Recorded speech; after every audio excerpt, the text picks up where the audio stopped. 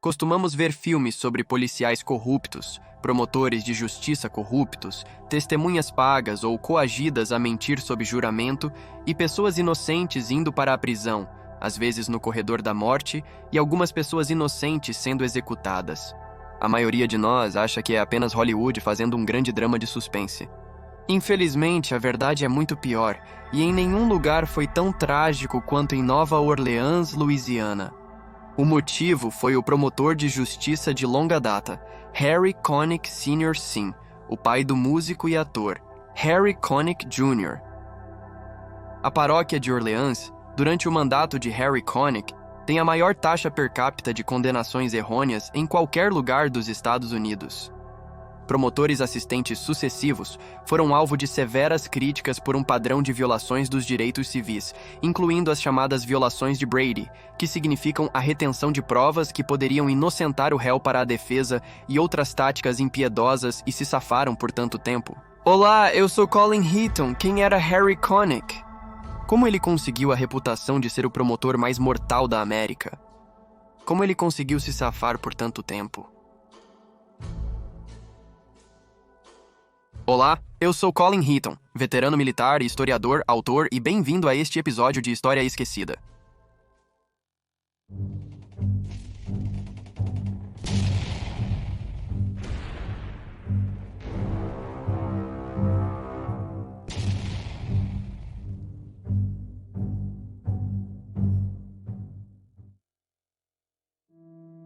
Joseph Harry Fowler.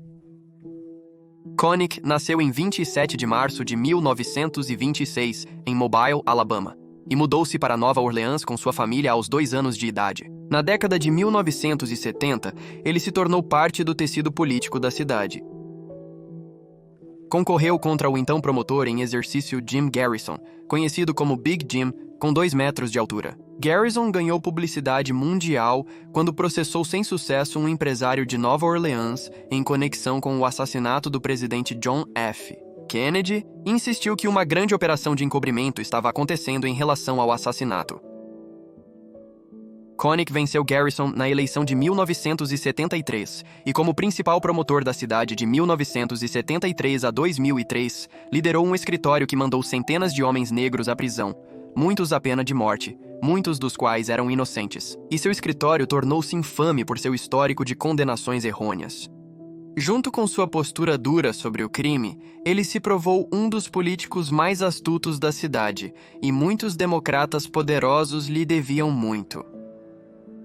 Quando Connick assumiu o comando em 1º de abril de 1974, ele estabeleceu uma divisão de triagem que descartou 50% dos casos, porque sentiu que os casos não eram suficientemente fortes para serem levados a tribunal. Basicamente, descobriu-se que muitos desses casos não foram processados porque incluíam seus amigos políticos e doadores ou suas famílias, que foram acusados de crimes e foram liberados. E eles continuaram contribuindo para suas campanhas de reeleição. Com o aumento das taxas de crimes violentos, os promotores de Connick realizaram julgamentos em ritmo acelerado, alguns durando apenas horas. Dezenas de réus foram condenados ao corredor da morte do Estado, muitas vezes com testemunhos de testemunhas não confiáveis ou até mesmo pagos. O perjúrio de testemunhas do Estado e policiais corruptos era tão frequente que se tornou parte aceita do processo legal. Os promotores de Connick enviaram dezenas de pessoas para o corredor da morte e fizeram uso extensivo da lei de reincidentes do Estado, e muitos eram inocentes. Dizia-se que Connick tentou matar mais homens inocentes do que o câncer. Connick foi eleito para 5 mandatos de 6 anos, e seu favor e habilidade como um mestre conector ajudaram a catapultar carreiras políticas, disse o ex-prefeito Mark Morial. Morial, presidente da Liga Urbana Nacional, era amigo de Connick desde os anos 1960, quando Connick e o pai de Morial, Dutch Morial, eram procuradores assistentes nos Estados Unidos da América. Mas vamos olhar para a teia de corrupção dentro da esfera de Connick. Terry Song, 81 milhões, foi uma figura central em um esquema para desviar centenas de milhares de dólares de um contrato de eficiência energética de 81 milhões de dólares. Isso foi feito durante a administração do ex-prefeito Mark Morial, e Morial e Connick, que eram amigos há décadas, estavam envolvidos, e a corrupção era muito profunda. Terry Song foi o primeiro grande jogador a fornecer provas para o estado no maior escândalo da prefeitura em décadas. O próprio Morial também foi o primeiro afro-americano a ser nomeado juiz no estado da Louisiana. Fácil para um democrata naquela cidade. Song foi condenado a 6 meses de prisão e a pagar $70.344 em restituição à cidade e ao governo federal pela juíza distrital dos Estados Unidos da América, Sarah Vience, na quarta-feira, 20 de agosto de 2008. Song-yu foi o último condenado no esquema de saque ao contrato de energia da cidade com a Johnson Controls Incorporated, resultando em mais de uma dúzia de condenações. Se você está se mudando para um estado mais quente ou apenas para uma região amigável para a família, entre em contato com a Imobiliária para a Vida para trabalhar com um de seus 1.400 agentes experientes e conscientes nos Estados Unidos da América ou Canadá. Acesse realestateforlife.org. E não se esqueça de mencionar que ouviu isso na História Esquecida. Na loja de conveniência da Imobiliária para a Vida, encontram-se os principais fornecedores financeiros, em planejamento de imóveis, hipotecas novas e refinanciamento, cuidados de saúde focados em Cristo e mais. Então, visite realestateforlife.org hoje. Outros tipos de colegas de crime que foram condenados, incluindo o ex-diretor de gestão de propriedades Kerry Dekay, o restaurador e operador político Stan Pumpibari e, indiretamente pelo menos, o então presidente do Conselho da cidade, Oliver Thomas. Vamos analisar seus casos. No caso de Sheriff Cousin, os advogados de Connick ocultaram uma declaração-chave da testemunha da defesa que teria inocentado o acusado, argumentando que a acusação não tinha nenhuma obrigação legal de divulgar tal informação. Um claro Brady Vero. Violação em Maryland levou Cousin ao corredor da morte aos 16 anos. Contudo, sua condenação e sentença foram anuladas em 1999, 4 anos depois, principalmente por causa de um delator. Ele teve sorte. Mas as táticas sujas de alguns de seus assistentes que praticaram negligência jurídica com sua bênção viriam a assombrar seu legado. O escritório de Connick emitiu 37 sentenças de morte após a reintrodução da pena capital em 1977. De acordo com os registros disponíveis, evidências favoráveis foram retidas em 9 dos 36 casos, ou 25% dos homens condenados à morte em Orleans Parish de 1973 a 2002. Uma em retenção deles no julgamento. Sim, 4 homens, cerca de 11%. O escritório do promotor de justiça de Orleans, de 1973 a 2002, foi condenado após a retenção de evidências que poderiam ter lançado dúvidas sobre sua culpa no julgamento. Cerca de 11%, o escritório do promotor de justiça de Orleans de 1973 a 2002 foi condenado após a retenção de evidências que poderiam ter lançado dúvidas sobre sua culpa no julgamento. Sim, 11%. Sim, 4 homens, cerca de 11%. O escritório do promotor de justiça de Orleans, de 1973 a 2002, foi condenado após a retenção de evidências que poderiam ter lançado dúvidas sobre sua culpa no julgamento. Eram totalmente inocentes. 4 réus foram executados e outros 4, incluindo a ex-policial de Nova Orleans, Antoinette Frank, seguem no corredor da morte. Um morreu de causas naturais enquanto estava no corredor da morte.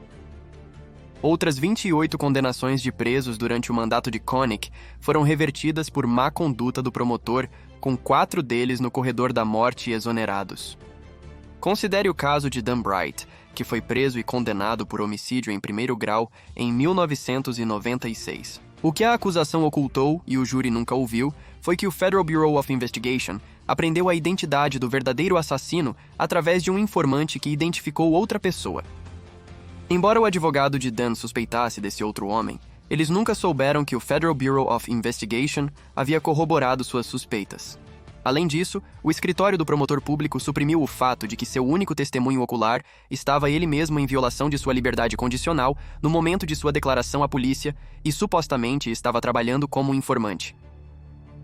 Dan Bright passou 8 anos atrás das grades, grande parte desse tempo no corredor da morte, antes de ser exonerado. O homem identificado pelo Federal Bureau of Investigation nunca foi processado. Ele também foi protegido pela polícia e pelo escritório de Connick. Ao se aprofundar na corrupção dos democratas de Nova Orleans, este é um caso para os livros. Curtis Kyles foi injustamente condenado por assassinato em 1984 e sentenciado à morte em Nova Orleans, Louisiana. Depois que o primeiro julgamento de Kyles terminou em um julgamento anulado, ele foi condenado após um novo julgamento. A Suprema Corte dos Estados Unidos da América reverteu a condenação de Kyles por homicídio capital em 1984 devido à conduta inadequada do promotor que ocultou a evidência de que a principal testemunha do governo era um informante pago, potencialmente o assassino. Depois que a condenação de Kyle foi anulada, ele foi julgado mais 3 vezes, com cada julgamento terminando em um júri indeciso e um julgamento anulado. E em cada julgamento, o escritório de Connick reteve informações legalmente intituladas a serem dadas à defesa, embora Connick tenha negado qualquer conhecimento disso. Kyles foi finalmente libertado após 14 anos de prisão em fevereiro de 1998, depois que a promotoria se recusou a julgá-lo pela 6ª vez. Kyles passou 11 dos seus 14 anos de prisão no corredor da morte. O Supremo Tribunal usou o caso Kyles para esclarecer que o dever de um promotor de entregar evidências favoráveis não pode ser evitado, permitindo que a polícia mantenha evidências favoráveis em seus arquivos e não informe o promotor individual. Portanto, se a polícia mantivesse evidências do departamento de acusação, então o departamento de acusação não tinha a obrigação de entregá-las à defesa na divulgação. Bem, esse era o argumento deles. Kyles recebeu $150 mil em indenização pelo estado da Louisiana. Raymond Franks foi condenado pelo assassinato a tiros de Martin Carnese em dezembro de 1983 durante um assalto à mão armada fora da casa que Carnese compartilhava com sua esposa no leste de Nova Orleans. A esposa, Faye Carnese, descreveu o assassino como tendo uma mancha branca na bochecha, que ele estava em seus últimos anos de 20 e que ele dirigia um carro velho. Mas a descrição dela do suspeito e do carro que ele usou diferiu no julgamento de suas declarações anteriores à polícia e a um grande júri. Dado o fato de que o Sr. Franks tinha 20 anos, não tinha manchas brancas no rosto e dirigia um carro novo, essas eram discrepâncias importantes, informações que poderiam ter afetado a decisão do júri, disse a moção para anular. Embora não fosse um anjo de acordo com a moção, Franks havia sido preso pelo assalto armado a uma mercearia e ele foi posteriormente condenado e não contestou esse veredito quando foi implicado na morte de Canesse.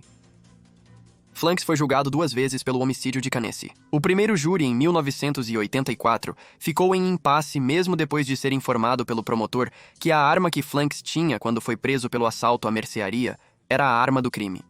Isso era falso, baseado em um exame de 1985 da arma por um laboratório federal, mas Connick já sabia disso. Franks foi julgado novamente pelos promotores em 1985, sendo condenado à prisão perpétua por homicídio em 1º grau. O caso de Franks foi o mais recente em uma série de reversões de condenações buscadas conjuntamente pelo Departamento de Acusação Jason Williams, que divulgou os esforços de seu escritório para revisar condenações antigas que resultaram de veredictos de júri não unânimes, má conduta do promotor durante o mandato anterior de Connick, que agora são ilegais na Louisiana, e outras condenações duvidosas de décadas atrás. Quando essas inconsistências foram reveladas por um delator, advogados de ambos os lados disseram que as evidências de inconsistências no depoimento do único testemunho ocular foram mantidas longe do júri, que condenou uma grande violação de Brady que Connick ordenou. Dwight LeBron foi condenado por homicídio em 1º grau e sentenciado à prisão perpétua, sem possibilidade de liberdade condicional. Connick ocultou o fato de que a única testemunha ocular havia mentido sobre sua própria identidade quando questionada pela polícia, e na verdade era a proprietária do carro onde o corpo foi encontrado. E essa testemunha também tinha mandados de prisão pendentes por posse ilegal de arma e cocaína, que foram retirados em troca de sua cooperação e depoimento. Mas LeBron tinha um álibi à prova de balas. Ele estava em um restaurante público do outro lado da cidade, jantando com membros da família que todos testemunharam no julgamento. No entanto, o júri não conseguiu chegar a um acordo sobre se ele deveria receber a pena de morte. Connick havia comprado outra condenação. O Sr. LeBron foi libertado e exonerado em 10 de dezembro de 2001. Quando questionado sobre o caso, Connick recusou-se a comentar. Outro caso clássico de Connick foi Norris Henderson, que foi condenado por homicídio em 2º grau e sentenciado à prisão perpétua. Connick reteve evidências contraditórias sobre a confissão agonizante da vítima que identificou o réu. A condenação foi revertida e Henderson teve direito a um novo julgamento, onde foi novamente condenado. Uma vez que começaram a surgir perguntas sobre as possíveis ações ilegais do escritório do DA novamente, mas ele foi incrivelmente liberado em liberdade condicional em um acordo sem apelação. Larry Curtis foi sentenciado à prisão perpétua pelo assassinato de segundo grau de Jack Gilmore em 16 de julho de 1978. Koenig ocultou o fato de que a principal testemunha ocular no julgamento, o irmão da vítima, Donald Gilmore, não conseguiu identificar Curtis na formação fotográfica pré-julgamento e, na verdade, ele escolheu outro homem. Essa condenação foi revertida e ele recebeu um novo julgamento. Wilbert Parker foi condenado por homicídio em segundo grau e sentenciado à prisão perpétua, mas Koenig ocultou o fato de que a vítima havia sido previamente condenada por agressão agravada, o que corroborou o caso de legítima defesa apresentado. Então, Parker recebeu um novo julgamento.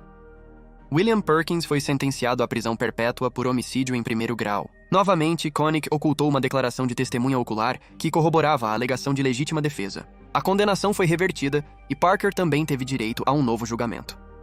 Reynold Mills foi condenado por roubo armado e sentenciado a 99 anos, mas Koenig ocultou o fato de que a vítima, que testemunhou no julgamento, não conseguiu identificar Mills em uma formação pré-julgamento. Esse caso não conseguiu recurso e Mills permaneceu na prisão. Philip Anthony foi condenado por 3 acusações de homicídio em primeiro grau e sentenciado à morte, mas Koenig ocultou da defesa que o depoimento do testemunho no julgamento era completamente diferente das declarações pré-julgamento feitas à polícia. A história mudou para se adequar à narrativa. Esse caso está atualmente em revisão de apelação. Juan Smith foi condenado por 5 acusações de homicídio em primeiro grau e sentenciado à morte quando vários agressores atacaram pessoas em uma festa. Koenig não divulgou evidências dos outros suspeitos, evidências de impeachment de testemunhas, confissões de suspeitos anteriores, conhecimento de falso testemunho preparado pela acusação, sob juramento pelo principal testemunho ocular. A única testemunha ocular deste crime a identificar Smith, Larry Botner, deu declarações inconsistentes sobre se ele poderia reconhecer ou identificar Smith como um dos assassinos antes do julgamento. Mas no julgamento, ele estava de repente bastante certo, apesar de não dar uma descrição precisa de Smith. Koenig nunca divulgou esse fato e esse caso ainda está pendente. Em outro caso muito estranho, Ronald Monroe foi condenado por homicídio em primeiro grau e sentenciado à morte em um caso circunstancial que não tinha evidências, apenas uma testemunha comprada que cometeu perjúrio. Koenig ocultou o fato de que um suspeito alternativo já havia confessado o crime. O governador comutou a sentença para prisão perpétua. Vários casos revogados foram o resultado de má conduta ou erros de Koenig e seus promotores. Mais 19 homens no corredor da morte tiveram suas sentenças revogadas ou reduzidas como resultado, mas em muitos casos foram juízes democratas corruptos que permitiram que esses eventos acontecessem. Juízes, como promotores, são eleitos, e parecer duro com o crime é a maneira de ser reeleito, mesmo que tenham que processar pessoas inocentes para manter seus números altos.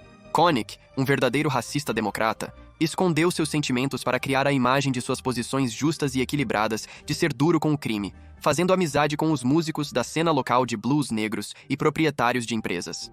O ex-juiz Calvin Johnson disse que concordava com a ideia de que raça e racismo tinham muito a ver com o sistema de justiça, independentemente de quais jogadores você está falando. Mas Koenig tinha seus apoiadores negros e, claro, eles eram políticos e doadores democratas. A corrupção profundamente enraizada de Harry Koenig se tornou tão infame que Barry Scheck do Innocence Project se interessou especialmente por ele. Não há melhor caso para ilustrar os métodos de Koenig do que a acusação capital de John Thompson. Em 2007, John Thompson foi injustamente condenado pelo assassinato de Ray Liotta e enviado ao corredor da morte por Koenig devido à retenção de provas. Kevin Freeman, um informante da polícia, cometeu perjúrio em tribunal ao testemunhar. Thompson ganhou um novo julgamento enquanto aguardava a execução, depois que foi descoberto que o ex-promotor revelou em seu leito de morte que havia ocultado provas de sangue dos advogados de Thompson a pedido de Koenig para garantir a condenação em seu caso de roubo à mão armada e assassinato. As evidências incluíam resultados de laboratório mostrando que o perpetrador tinha um tipo de sangue diferente e descrições de testemunhas do assassino que diferiam consideravelmente da aparência física do Sr. Thompson na época do crime. Connick tinha conhecimento, mas permitiu o depoimento deles. Após 18 anos, Thompson teve um segundo julgamento e foi absolvido após menos de 30 minutos de deliberação do júri e recebeu uma sentença de 14 milhões de dólares por um júri de tribunal federal. Mas a Suprema Corte dos Estados Unidos da América anulou a sentença em 29 de março de 2011. Uma das juízas dissidentes, a juíza Ruth Bader Ginsburg, observou que o escritório de Connick de fato cometeu um padrão de violações, falhando em divulgar evidências exculpatórias de tipo sanguíneo, falhando em divulgar gravações de testemunhos de testemunhas, falhando em divulgar uma confissão de leito de morte, de destruição de evidências pelo promotor, Jerry Degan, e falhando em divulgar a identificação do assassino por testemunhas que não correspondia a Thompson. O próprio Koenig insistiu que foi rápido em pedir um novo julgamento para Thompson assim que a retenção de evidências veio à tona, mas foi ele quem reteve as evidências em primeiro lugar. O clamor público, as consequências políticas e as possíveis ações legais contra Koenig pessoalmente provavelmente o levaram a fazer essa declaração. Os registros não mostram que ele jamais fez essa proposta. Mas Koenig e seus assistentes de promotoria lutaram com unhas e dentes para manter todas e quaisquer evidências de absolvição fora quando os recursos foram apresentados, incluindo os emergentes testes de ácido desoxirribonucleico. De repente, sempre que qualquer intimação para evidências armazenadas era ordenada para ser apresentada para teste, em recurso, muitas vezes misteriosamente desaparecia.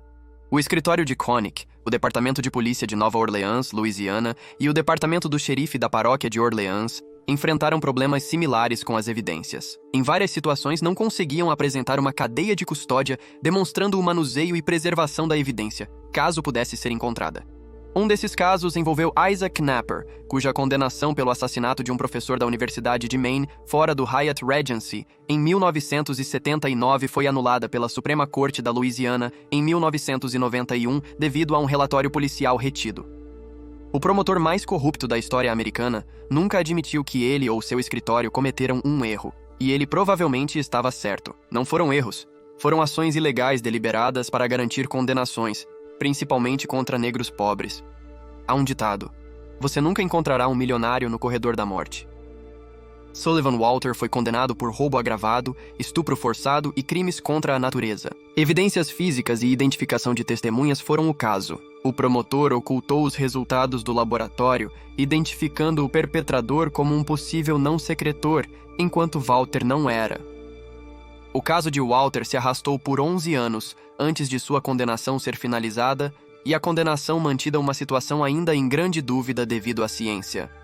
Isso também trouxe à luz as alegações de possível suborno envolvendo juízes de apelação para ignorar uma atividade condenável pelo escritório de Koenig por ganho político e ou financeiro. Eugene Lindsay foi condenado por homicídio em segundo grau e sentenciado à prisão perpétua, mas Koenig reteve declarações pré-julgamento de testemunhas-chave. Sua condenação foi revertida e ele recebeu um novo julgamento. Alfred Oliver foi preso por sequestro e roubo à mão armada, mas recebeu um novo julgamento após o surgimento de arquivos do Ministério Público, mostrando extensas inconsistências nas histórias daqueles que o acusaram, sugerindo que eles fabricaram todo o evento.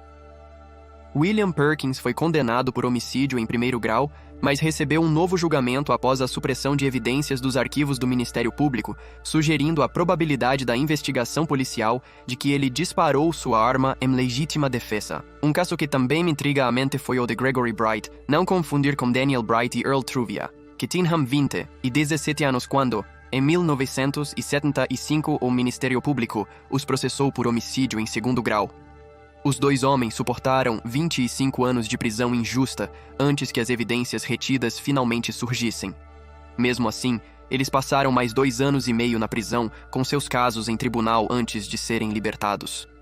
O Estado havia suprimido evidências do verdadeiro perpetrador e o fato de que sua única testemunha era uma esquizofrênica paranoica com vício em heroína. A testemunha contra eles foi paga por Koenig. Ambos os homens já estavam na casa dos 40 anos quando finalmente foram exonerados e libertados da prisão em 2003. Floyd Falcons foi condenado por roubo à mão armada e sentenciado a 30 anos, mas Koenig reteve identificações de testemunhas inconsistentes e sua condenação foi revertida e ele recebeu um novo julgamento.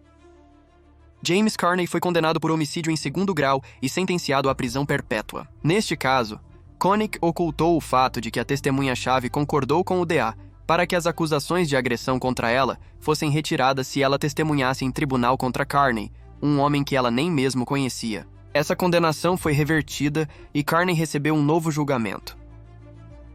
No caso do mentalmente e fisicamente desafiado, Thomas Mitchell DeBoer, ele foi condenado por 2 acusações de homicídio em primeiro grau pelo assassinato de Niquika Miller, de 6 anos, e Jamal Moore, de 11 anos, e sentenciado à morte. Ele foi condenado por 2 acusações de homicídio em primeiro grau pelo assassinato de Niquika Miller, de 6 anos, e Jamal Moore, de 11 anos, e sentenciado à morte. Seu irmão, Edward James DeBuer, também foi julgado com ele, mas recebeu 2 penas de prisão perpétua. Connick reteve declarações de testemunhas inconsistentes com a descrição física e capacidades de DeBuer e permitiu testemunhos não corroborados. Mas parece que os problemas não ficaram muito atrás de Connick, que ele mesmo teve problemas em 1989, quando foi indiciado por acusações federais de ajudar uma operação de jogo ilegal ao devolver registros apreendidos ao proprietário. Ele afirmou que devolveu os registros ao homem em questão, porque ele precisava deles para declarar impostos. Ironicamente, havia rumores de que Connick tinha um problema de jogo próprio e devia muito dinheiro, o que ele transformou em favores legais. Mas um júri o absolveu de tudo isso em 25 de julho de 1990. No estranho caso de um padre católico, o reverendo Dino Sennell, que admitiu que perambulava pelo bairro francês à procura de jovens, mas insistiu que o sexo era consensual e não envolvia menores, ele também foi pego com muita pornografia infantil. Connick recusou-se a processar e disse que fez isso para poupar a igreja de constrangimento. Mas Sennell foi eventualmente julgado e absolvido das acusações de pornografia infantil em agosto de 1995, pelo escritório de Connick. Connick então anunciou em seu 76º aniversário que não buscaria outro mandato. A questão foi retomada em 2014, quando uma condenação por assassinato contra Reginald Adams, preso por 34 anos, foi revertida. Advogados do Innocence Project em Nova Orleans apresentaram evidências de que detetives e promotores no caso haviam ocultado informações críticas antes da condenação de Adams em 1990. Adams posteriormente recebeu $1,25 milhões em acordo judicial. Bernal Jaluka, Kunta Gable e Leroy Nelson foram considerados culpados pelo Bernal Jaluka. Kunta Gable e Leroy Nelson foram considerados culpados pelo assassinato em segundo grau de Rondell Santanac em 1996, com os 3 adolescentes mantendo sua inocência desde a prisão. De Rondell Santanac em 1996, com os 3 adolescentes mantendo sua inocência desde a prisão. Eles passaram 28 anos por um crime desconhecido, e Connick escondeu evidências que poderiam inocentá-los. Ele sabia que eles eram inocentes. Connick sabia que havia uma investigação em andamento sobre os ex-policiais de Nova Orleans, Lynn Davis e Sammy Williams, 2 policiais que ajudaram a cometer assassinatos para ajudar seus parceiros de negócios no tráfico de drogas. Os registros também revelaram que a dupla foram os primeiros oficiais presentes na cena do tiroteio. Lynn Davis, um alvo-chave em uma operação secreta do Federal Bureau of Investigation, em meados dos anos 1990 à medida que ele surgia, o patrulheiro era um executor principal em um esquema de proteção para traficantes de drogas da cidade, operado por policiais corruptos. Durante a investigação, Davis foi gravado em uma escuta telefônica encomendando um ataque a uma mulher chamada Kim Groves, que havia registrado uma denúncia de brutalidade contra seu parceiro Williams. Groves foi assassinada menos de 2 meses após o assassinato de Santanac. A acusação do Estado dependeu quase inteiramente do depoimento de uma única testemunha ocular chamada Samuel Rayford, o homem que dirigia o carro em que Santanac foi baleado. Os promotores revelaram que inconsistências vitais em seu relato do tiroteio foram ocultadas no julgamento, bem como evidências relacionadas à sua credibilidade. Connick sabia de tudo, mas permitiu que os oficiais corruptos testemunhassem e incriminassem as crianças inocentes. E ele também sabia que, como não foi encontrada nenhuma arma do crime ou resíduos de disparo, os meninos eram inocentes. Eles foram presos a apenas alguns quilômetros e 20 minutos após o tiroteio e foram bodes expiatórios convenientes. Em uma audiência pós-condenação emocionalmente carregada, os promotores da Divisão de Direitos Civis do Promotor Distrital da Paróquia de Orleans apresentaram evidências em tribunal que ligavam o assassinato de 1994 ao ex-policial desonrado Davis, que foi para a prisão federal. Harry Connick Sr., o promotor mais corrupto da história americana, Morreu em casa em 24 de janeiro de 2024, um homem livre e totalmente ileso por sua conduta criminosa, juntamente com seus colegas promotores, que colocaram a vitória e a política acima da liberdade e das vidas de homens inocentes. A justiça não é cega. Ela vê o saldo em uma conta bancária.